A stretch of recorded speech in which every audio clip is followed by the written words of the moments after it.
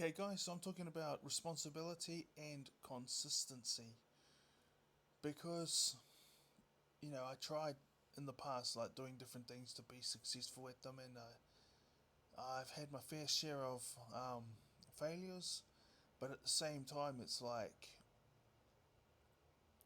when I held on to those two jobs for 3 years each, you know, it's just confidence boosting and stuff. And so because I like to, how do I put it? You do calculated risks because you don't want to do something like, for example, be really have good results for 1 year or something, and then go back. You don't want to go back. So I've done some research online. Turns out that like 40% of people in New Zealand have 1 year, 1 year of their life where they are earning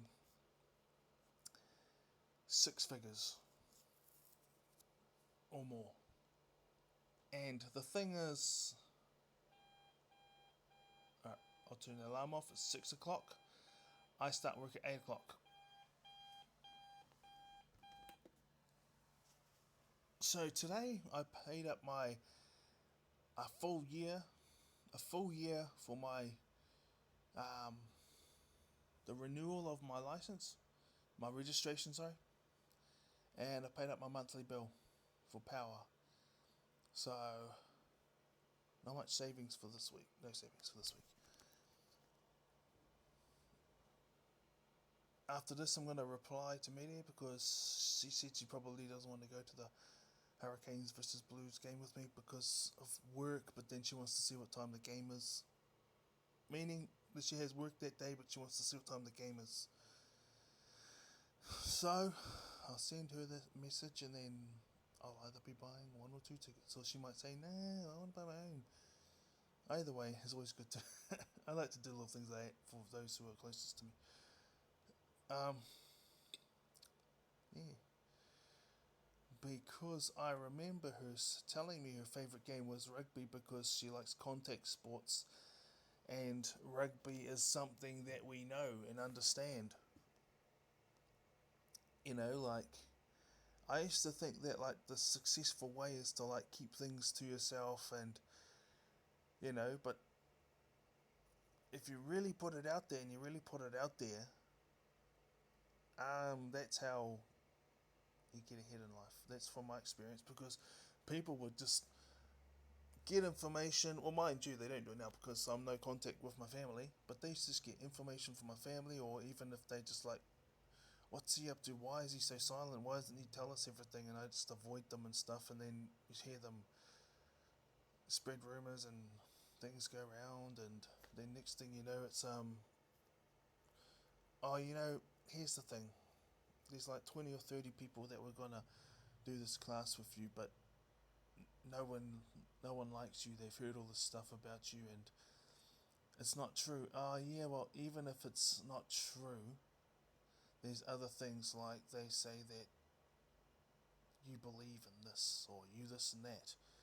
um, you didn't tell them this, but words got round because you told someone, like someone brought it up, hey, do you believe in this or something, and then you answered with an honest answer, and then next thing you know, the same people that you were avoiding at work and or church or wherever it was were bringing up the answers that you gave this person, which was sometimes with your actions.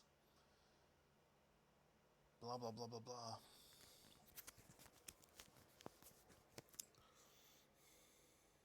Things get round, and I've had like lookalikes, like people who look like my relatives, like very very similar but not the exact same person. Um, and then they'll be like, "Hey, I heard this. Hey, I heard that." And it's like, how the hell did that get around?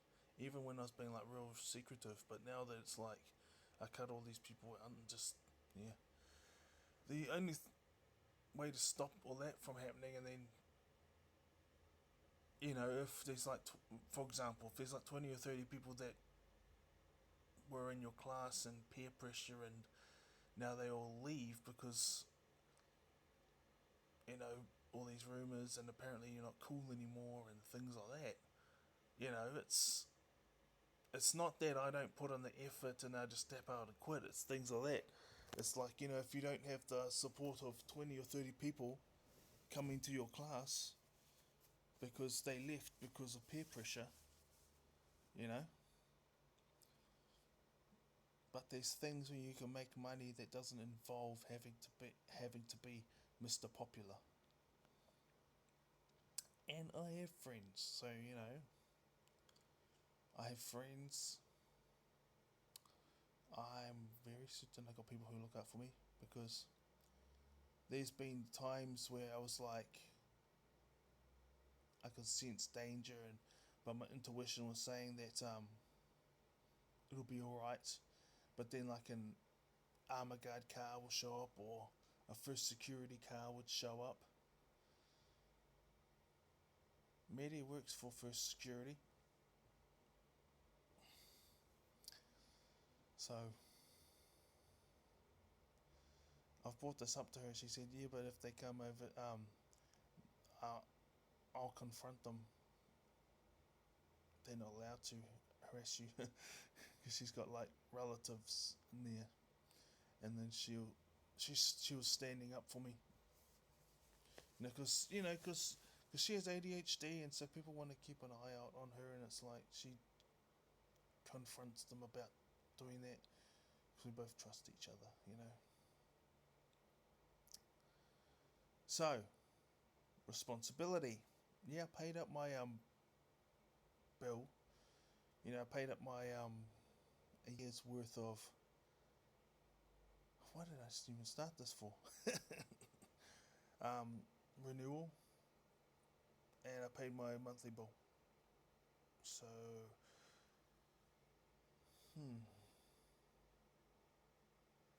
I'm gonna stop this because then that means it's gonna process, and I can see what I said at the beginning, and then hopefully I didn't miss anything because I've got another 2.5 minutes left.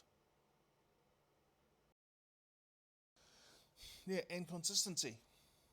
So once I get to six figures, it's not gonna be for a year.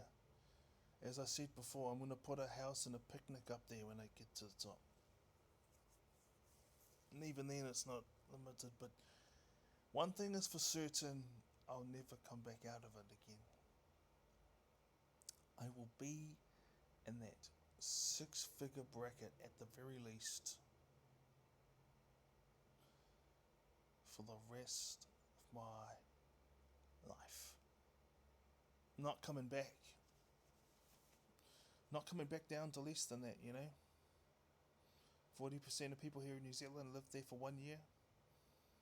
60% never get there.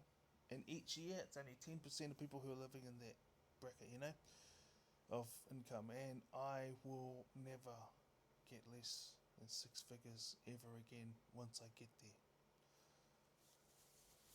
I'm going to give my kids a good financial upbringing. I'm going to give my kids and myself and my partner, and you know, and also it's an education because I have ADHD and Aspergers, and they say we're inconsistent. Well, no, that's the ADHD side. They say they're inconsistent.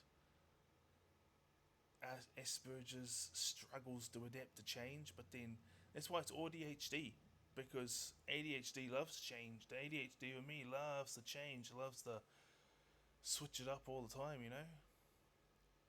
But the Asperger's in me loves predictability and hates change. But then, you know, they both complement each other because the Asperger's is very consistent and ADHD is not consistent. So change and make calculated risks, you know. And once I get to that six-figure income, I'm never getting less than six figures ever again. It's not for 1 year, it's forever. And I'll see how much I can make. Bye. Stay in the same industry.